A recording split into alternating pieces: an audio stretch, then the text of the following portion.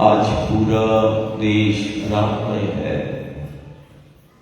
आज पूरा राष्ट्र, एक एक गांव, एक एक नगर अयोध्या जैसे सजी है और एक एक गांव, एक एक नगर अयोध्या बनी है।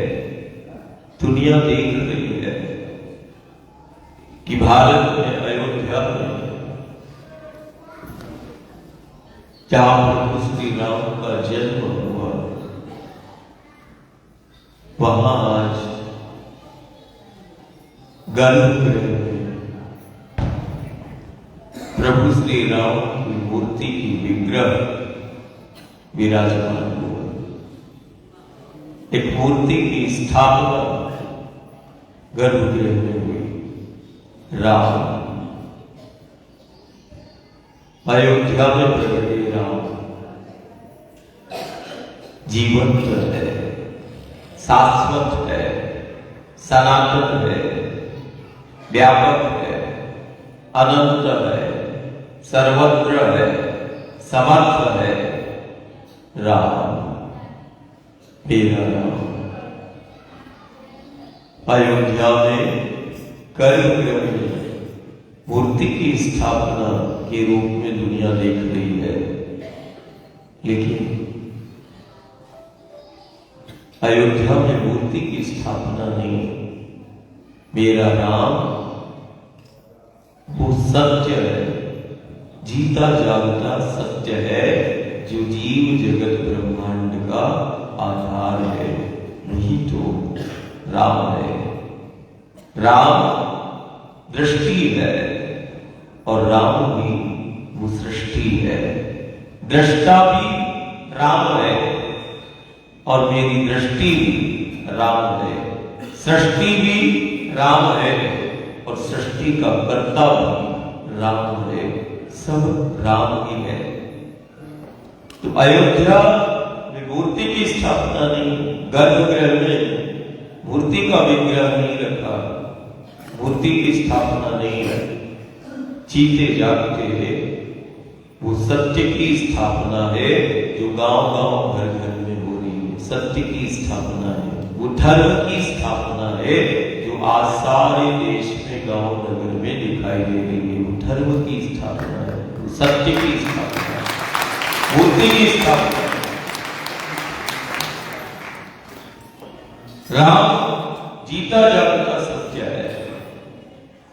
सत्य प्रकट हुआ अयोध्या में। मेरा राम जीता जागता धर्म है।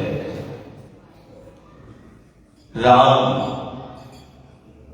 इस राष्ट्र की वो आत्मा है जिसको हम राम कहते हैं। और जो राम का चरित्र है,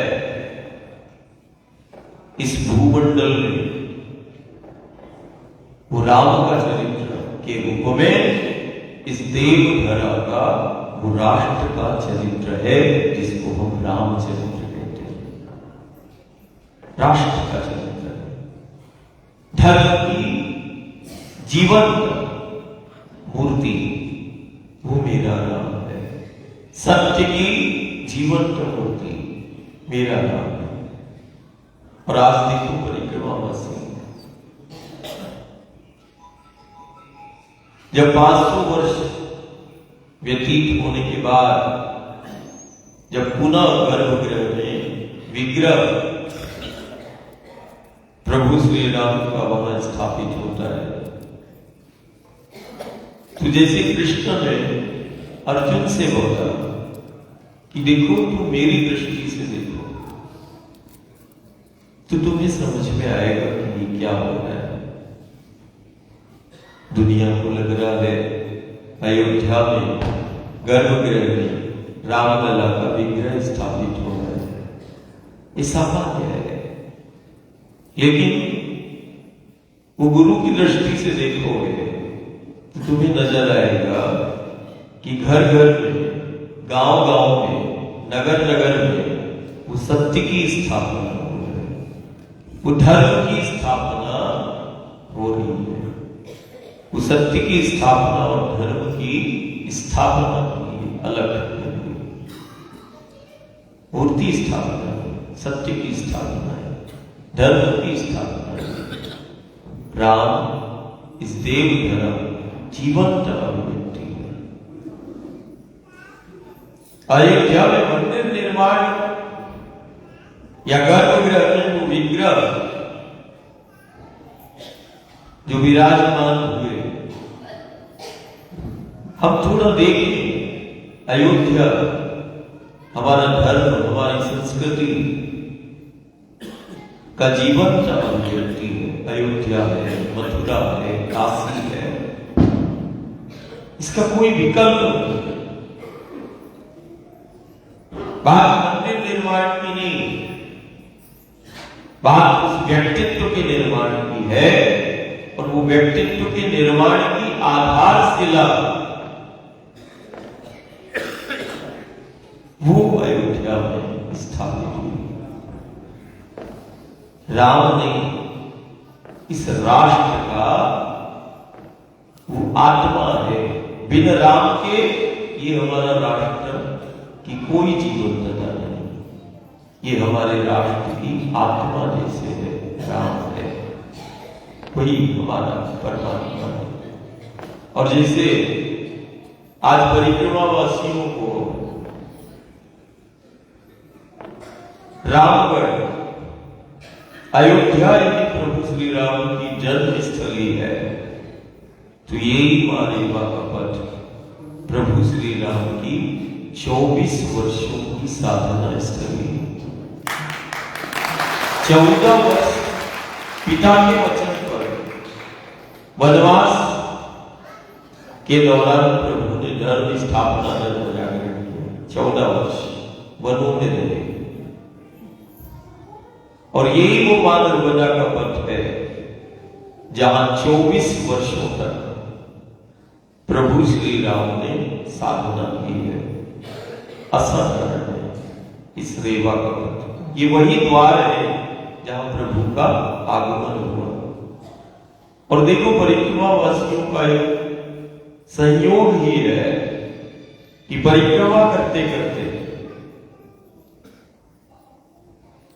कल परिक्रमावासी जिस रामगढ़ में की गौशाला में पड़ाव था, देखो वही तीर्थ क्षेत्र है जहां प्रभु का आगमन होता है वनवास काल के दौरान उत्तराखंड।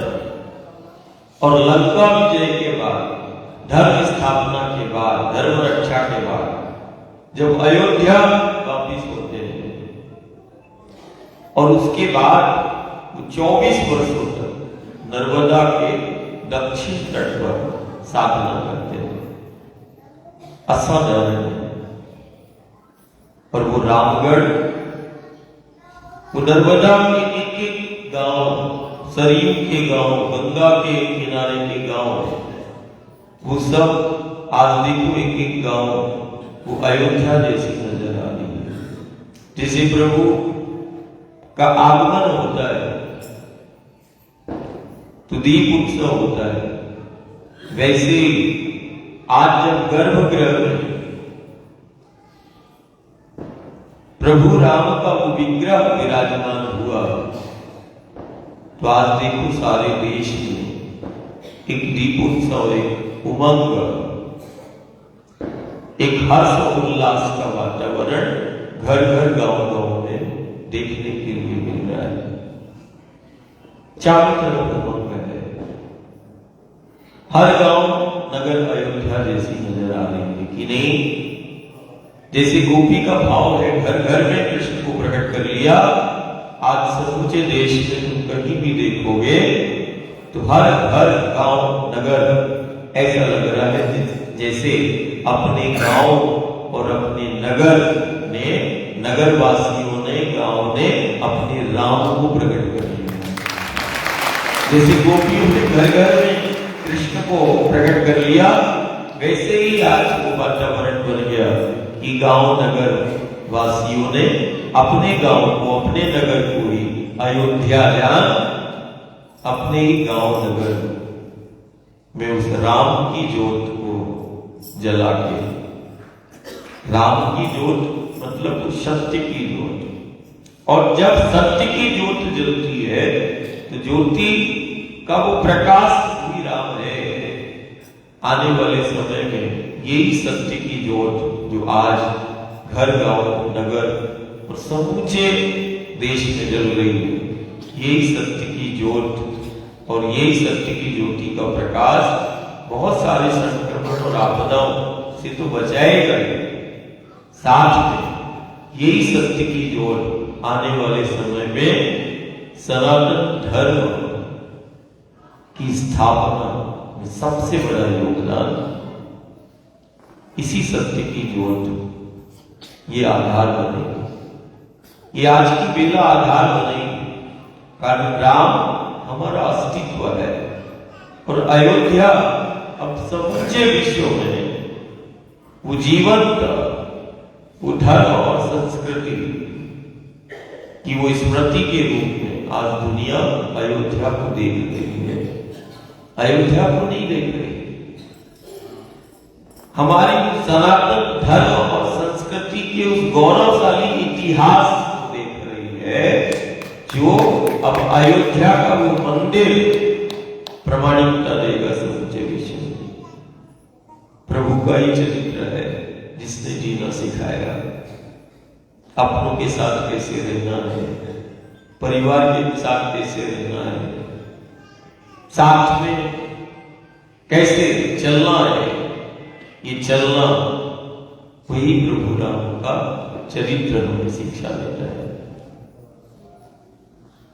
यही प्रभु का चरित्र वो तुम्हें धरा से जोड़ेगा, यही प्रभु राम का चरित्र जो है वो तुम्हें फिर से वनों से जोड़ेगा, पहाड़ों से जोड़ेगा, पेड़ों से जोड़ेगा, गंगा से जोड़ेगा, सरयू से जोड़ेगा, नर्मदा से जोड़ेगा, गंगा से जोड़ेगा। यही तो वो पथ है जहां प्रभु का आगमन है। हमारे लिए तो हमारा गांव, हमारा नगर ही अयोध्या है। अब तो वक्त आ गया कि वो तो घट घट का वासी है, वो अविनाशी है, वो अजन्मा है। अब तो समय है कि हम अपने गांव नगर को ही अयोध्या और मथुरा और काशी हमें बनाना है। गांव को ही अयोध्या, नगर को ही काशी जैसा हमें एक एक गांव नगर को बनाना है। ऐसा भाव हमें, अयोध्या मथुरा काशी वो प्रतीक है, वो हमारी समर्थता का वो प्रतीक है, इस राष्ट्र की जीवंतता का, हमारे अस्तित्व का,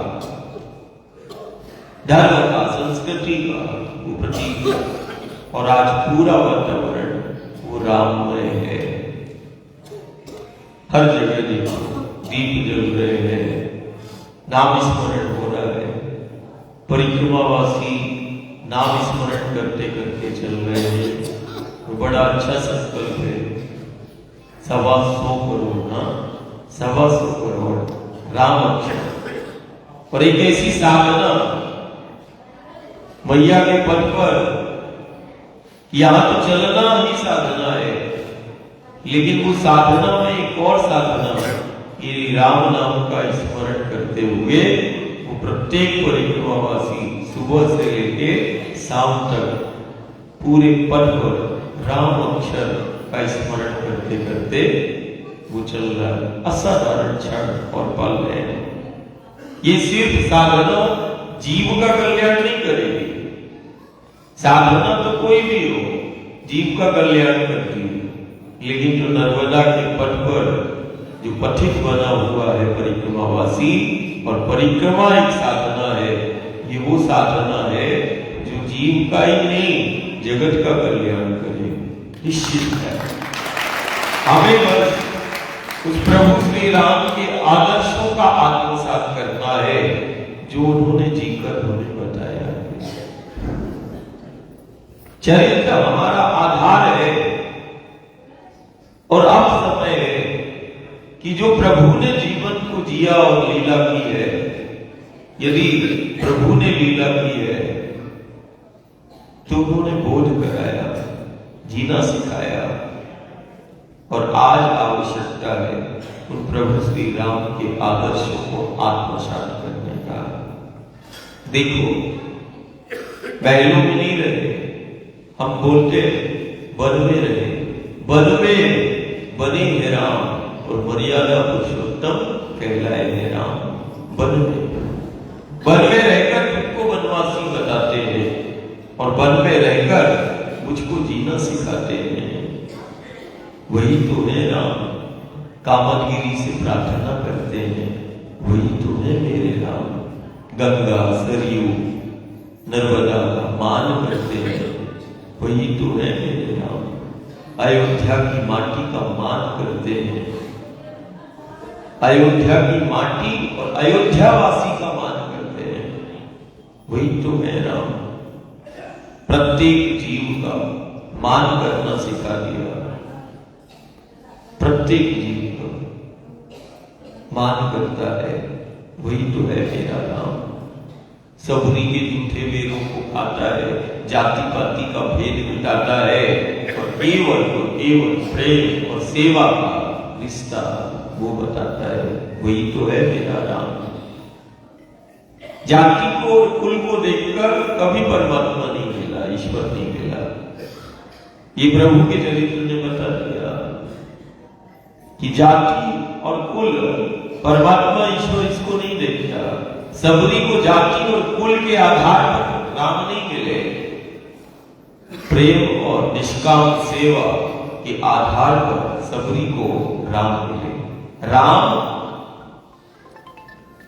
आस्था है, श्रद्धा है, राम हमारा विश्वास है, राम हमारा आधार है।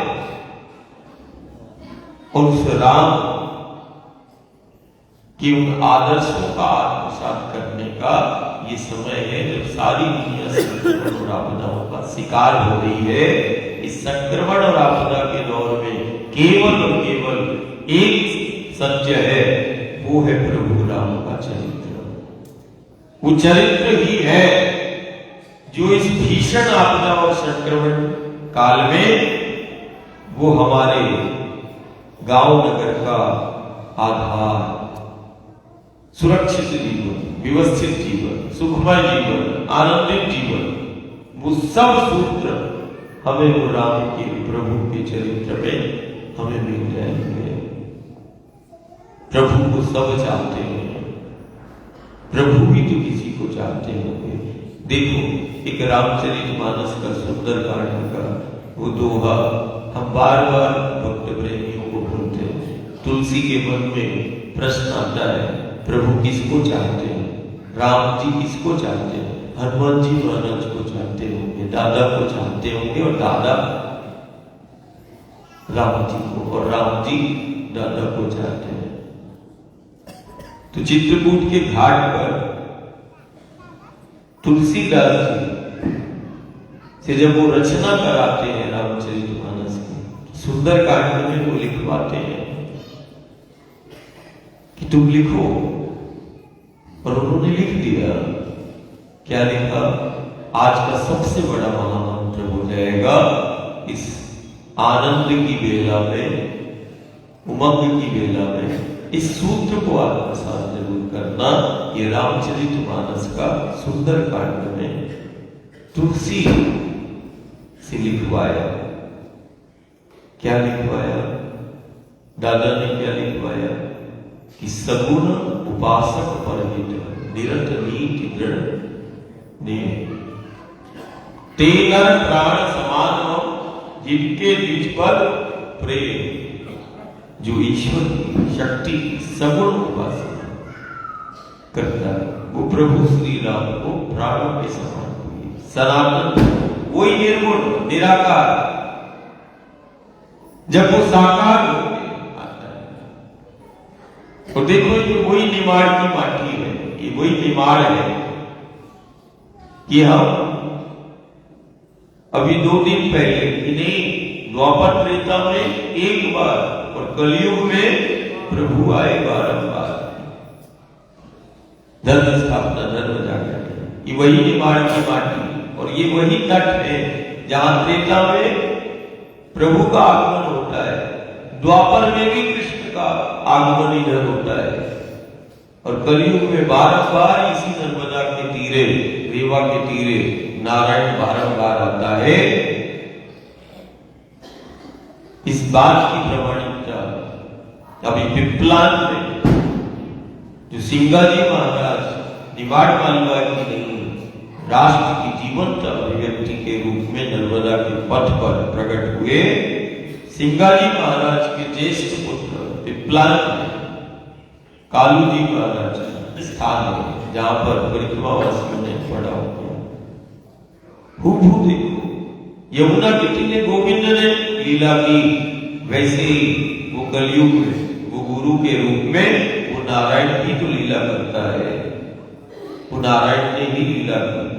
तो हम वहां पिपलान में बोल रहे थे कि नहीं, कलयुग का वो श्याम है, सिंगाजी महाराज है, कलयुग का। कारण नारायण की तो सिद्ध ही है, नवनाथ के रूप में ही आएगा और दूसरे रूप में नहीं आएगा।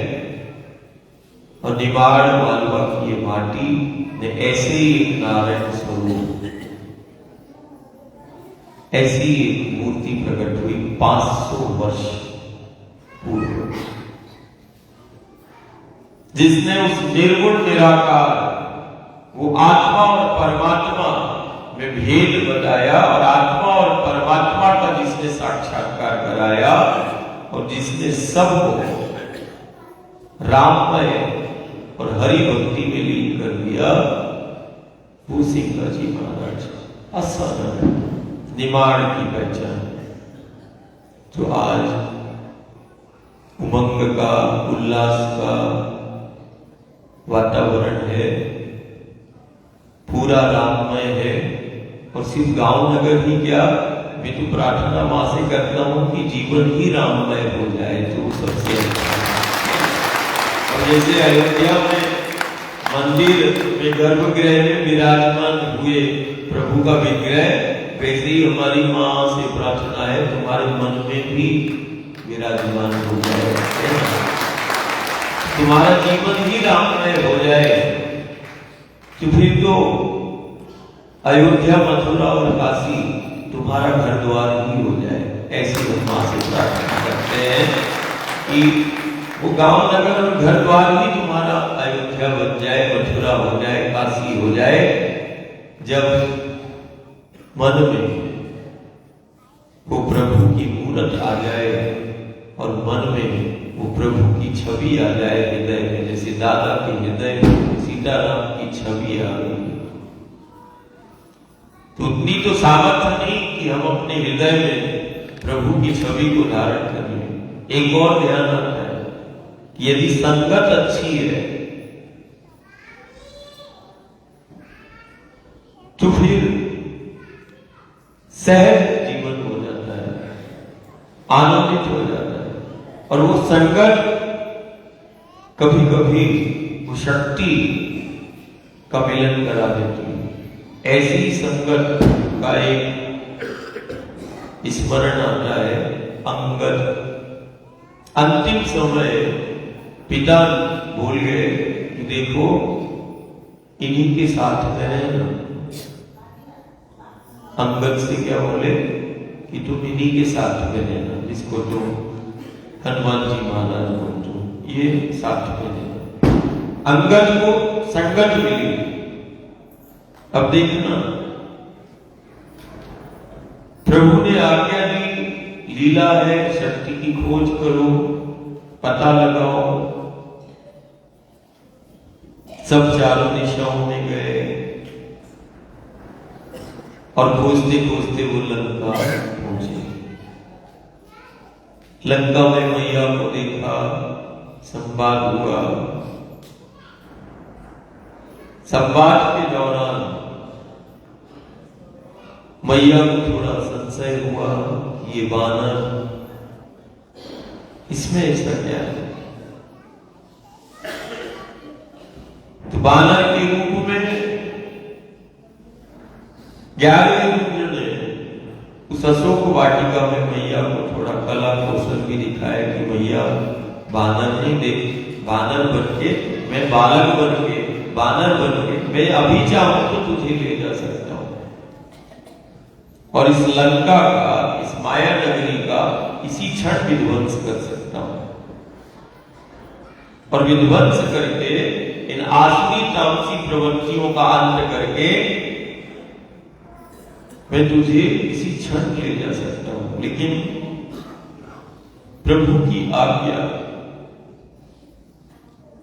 मैं मर्यादा में बंधा हुआ हूं, आज्ञा में बंधा हुआ हूं। इसी पता लगाने की बात प्रभु ने बोली है, पता लगा कर। उसके बावजूद भी पूंछ में आग लगवाते हैं और लंका को जलाते हैं। अशोक वाटिका में मैया, तुलसी ने बहुत अच्छा लिखा। क्या लिखते हैं? देख बुद्धि बल निपुण कपि कयहु जानकी, रघुपति चरण हृदय धरि और तात मधुर फल खाओ। कि जब उनको भूख लगी तो सबको दिखा है, बोली भी नहीं तुम्हारे बल बुद्धि में किसी प्रकार का अब मुझे संशय नहीं है, लेकिन उसके बावजूद भी देख बुद्धि बल निपुण कपि कयहु जानकी, रघुपति चरण हृदय धरि और तात मधुर फल खाओ। ये बोला गया हनुमान जी महाराज, जिसको तुम हनुमान जी महाराज कहते हो। अब स्वाभाविक है कि अंगद संगत में है तो पूछ ही लेते हैं कि आप गए थे तो क्या क्या हुआ। जैसे हम कहीं जाएंगे तो फिर वापस होंगे तो हम इष्ट मित्र भाई बंधु सगे संबंधी पूछ लेते, भाई वहां गए थे तो क्या हुआ था, कैसा क्या है, वृत्तांत सुनाने लगते हैं। वैसे ही हनुमान जी ने वो वृत्तांत अंगद को सुनाया हुआ था। अब संगत अच्छी थी तो अंगद ने वो घर कर गई मन में बात, रघुपति चरण हृदय धरि तात मधुर फल खाओ। लंका के द्वार पर फिर से प्रभु आज्ञा देते हैं कि एक बार फिर से उस अहंकारी को संदेश दो। यदि अभी भी बात बनती है और यदि वो सीता को सुपुर्द कर दे बिना युद्ध किए तो बिना अयोध्या वापस हो जाए। एक बार और संदेश, आखिरी बार। अब पूरी रामादल में ये हुआ कि किसको भेजे? पहले तो हनुमान जी महाराज के। अब रणनीति ये कहती है कि बार बार यदि एक को भिजाया विपक्ष होता है, शत्रु पक्ष होता है, वो ये ना समझ ले कि एक ही है क्या, पूरे दल में एक ही है क्या। उसमें बोला कि नहीं, अंगद को भेजते हैं। अंगद वहां जाते हैं, देखना संदेश भिजवाया कि संदेश देना, मान जाए तो मान जाए, नहीं तो द्वार तक तो आई गए, द्वार तक तो आई गए हैं। लेकिन एक बार देखो प्रभु की सहजता, अंगद गए और अंगद ने ऐसी चुनौती उस भरी सभा में दे दी और ऐसे अंगद के मुख से बोल निकल गए जो केवल और केवल सिर्फ प्रभु का अधिकार था। अंगद अपना कदम बढ़ाते हैं और मुख से बोल देते हैं कि इस भरी सभा में यदि कोई इस पग को हिला भी लेगा तो प्रभु बिना मैया को लिए, सीता को लिए अयोध्या वापस चले जाएंगे।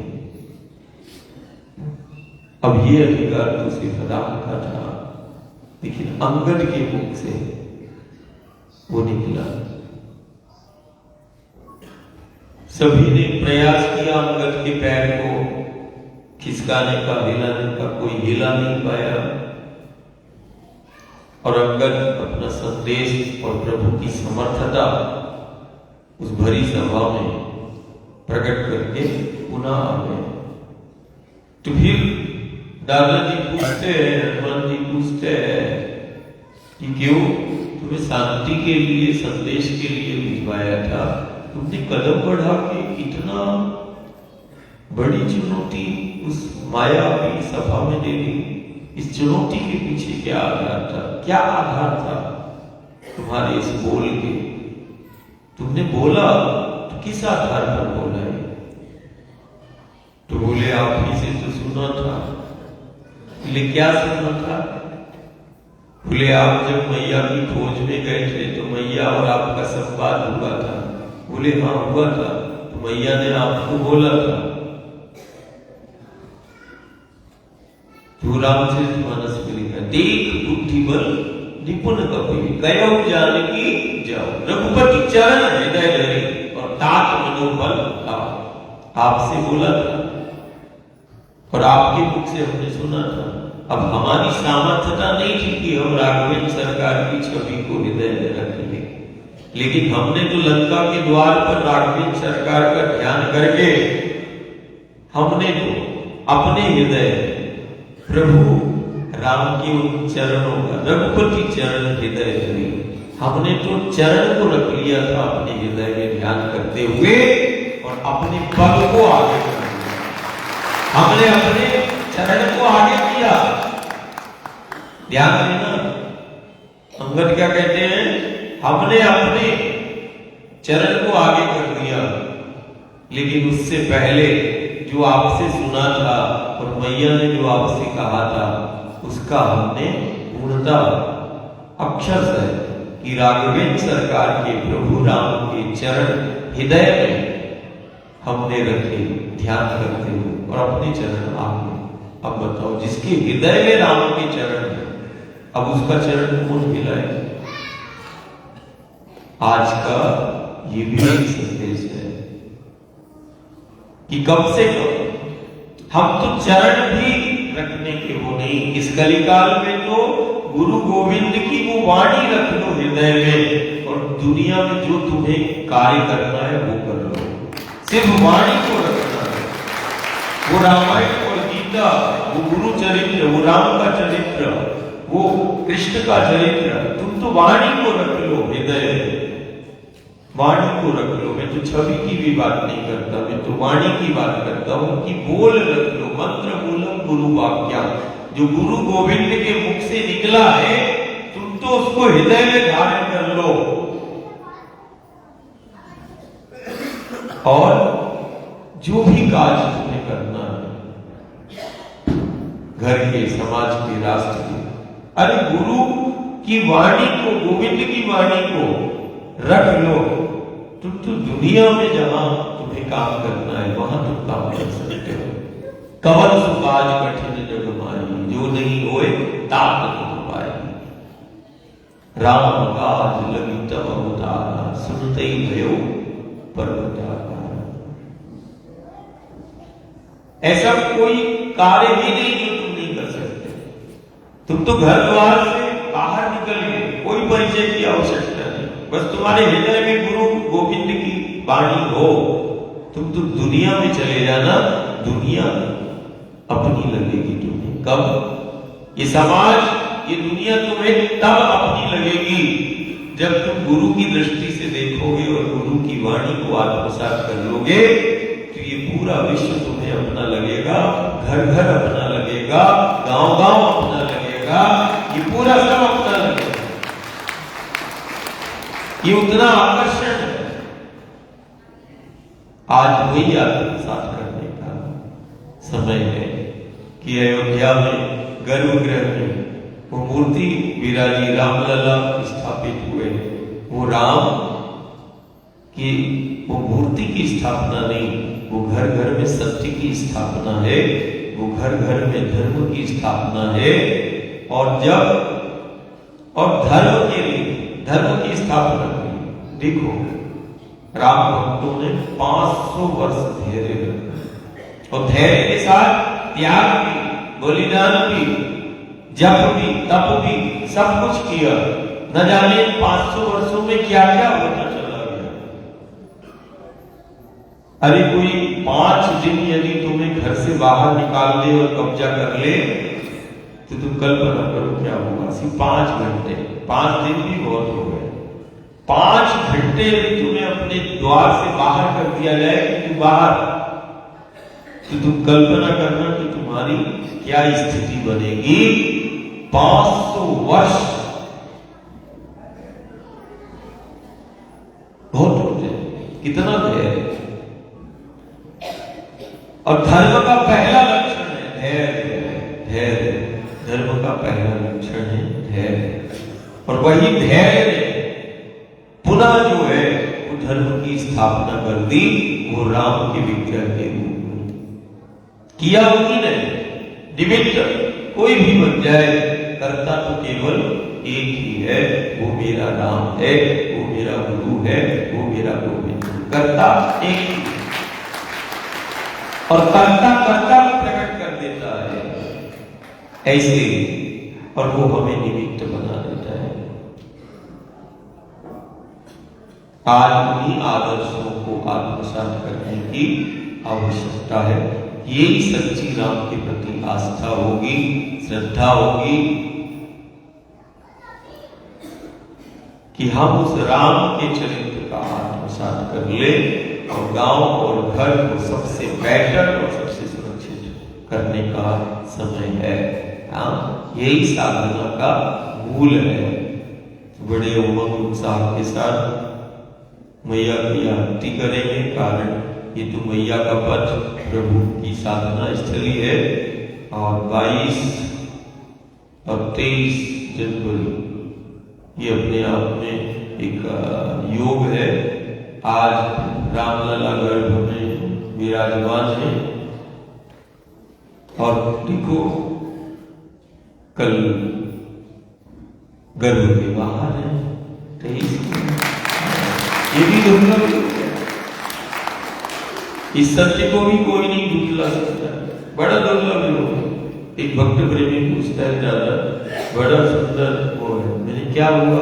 बोले देखो आज गर्भगृह में विराजमान का उत्सव है, कल गर्भ से बाहर जवा तब भी प्रकट उत्सव है। दुर्लभ। मैंने कहा आज भी उत्सव गर्भ में विराजमान होने का और 23 को गर्भ से बाहर प्रकट होने का उत्सव है।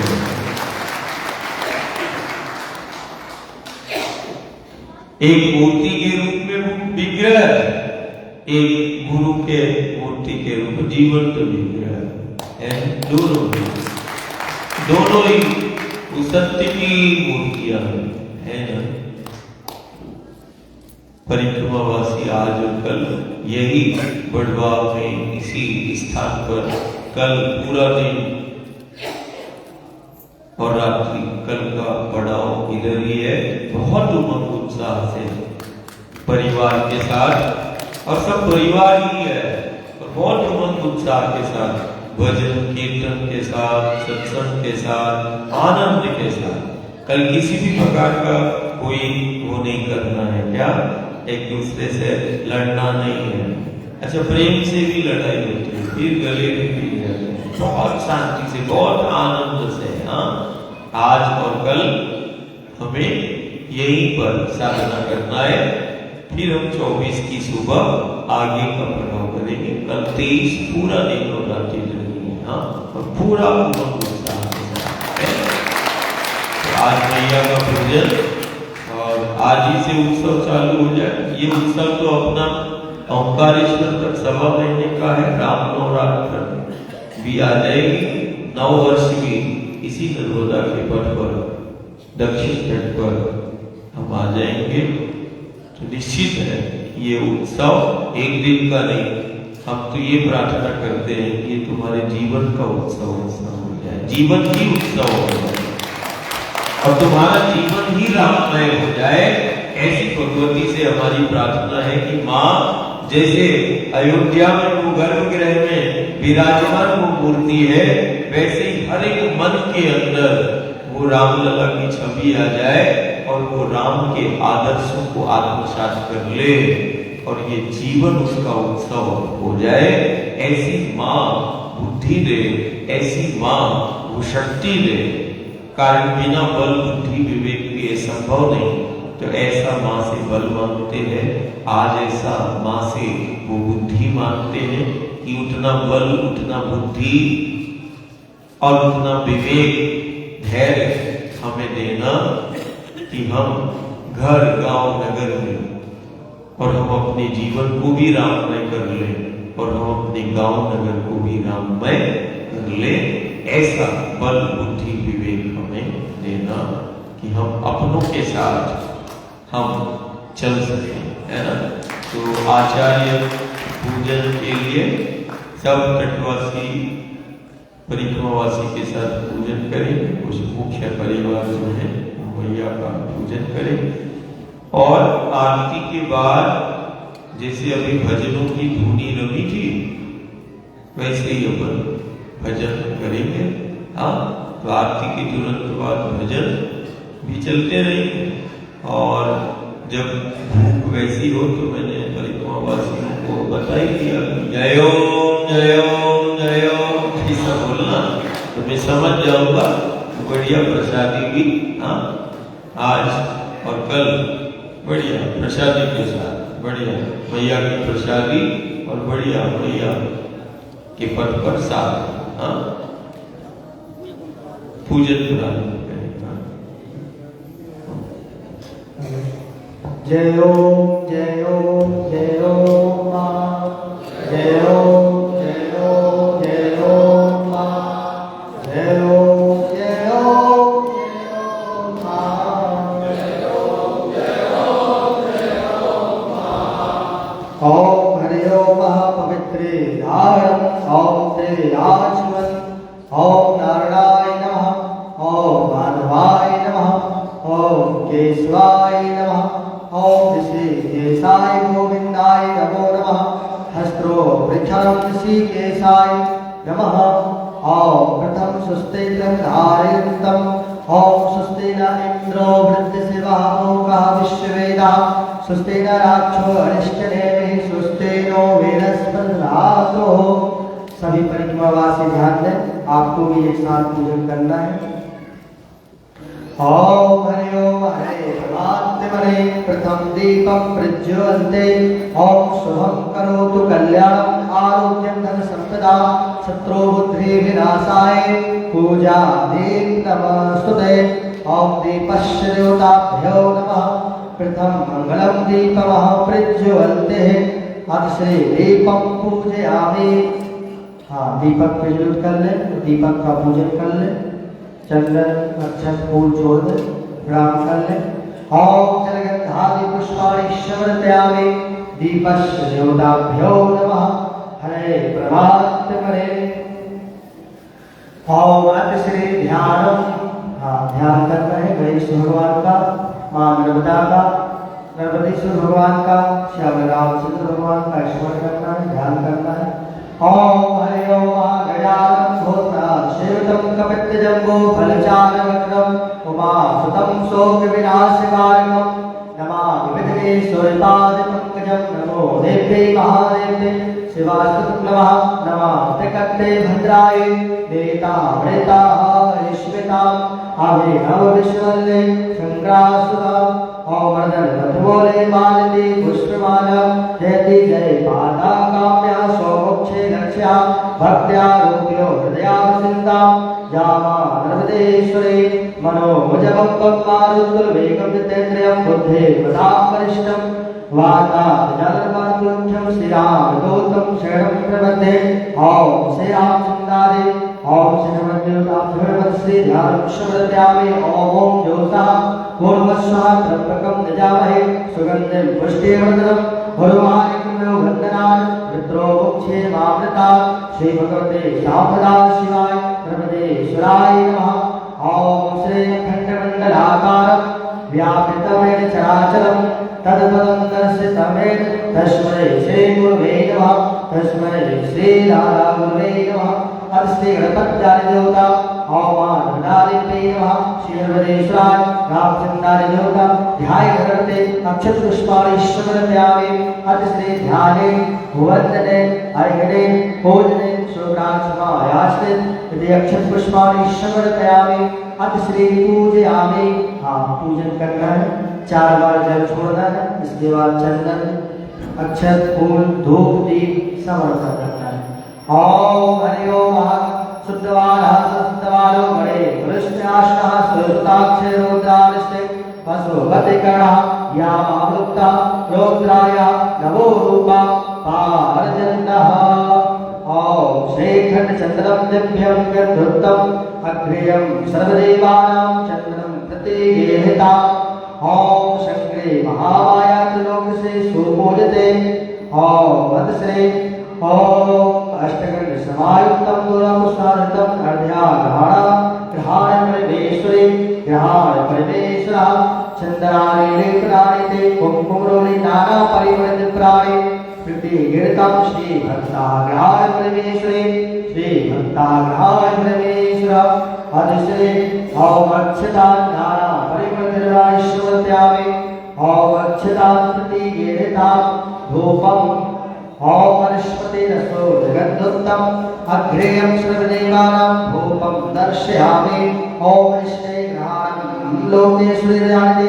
वनस्पति रसो भूतोऽयं गन्धोत्तमः ग्रहाण परमेश्वरी धूपं दर्शयामि धूपम् आघ्रापयामि अभिवन्दनम् ओम दीपं धूपं समर्पयामि दीपान्ते हस्तोपक्षरं हाथ जोड़े ऋषिकेशाय नमः दीपान्ते हस्तोपक्षरं पृथक् दीपं समर्पयामि अतिश्री अमृत निवेदयामि ओम नाभ्यायासे दन्तमुक्षेष्टोदोः समवर्ता पद्याम् ओमेदिसः सोदनथा लोकान् सकलमेन श्रीअमृत निवेदयामि निवेदान्ते मध्ये मध्ये मुखपानी उत्तरापुष्टो आचमने जलं समर्पयामि जिनके पास भोग नहीं है तो मन के द्वारा अर्पण करें ओम प्राणाय स्वाहा पानाय स्वाहा व्यानाय व्यानाय अमृताभिधामसि स्वाहा मध्ये मध्ये मुखपानी उत्तरापुष्टो समर्पयामि मोक्षदाते इदालंगा लोकादिशपोंगे फलं समर्पयामि सर्वोपरि उच्चारन्ते जलगन्धादि पुष्पाणि समर्पयामि शुभप्रार्थना पापा सम्महादेवी वासितं प्रक्षमे ओम नित्याय गुरु में मावलिं सर्वदा ओम नमस्ते देवी देवेशे नमस्ते हर हर प्रदे नमस्ते।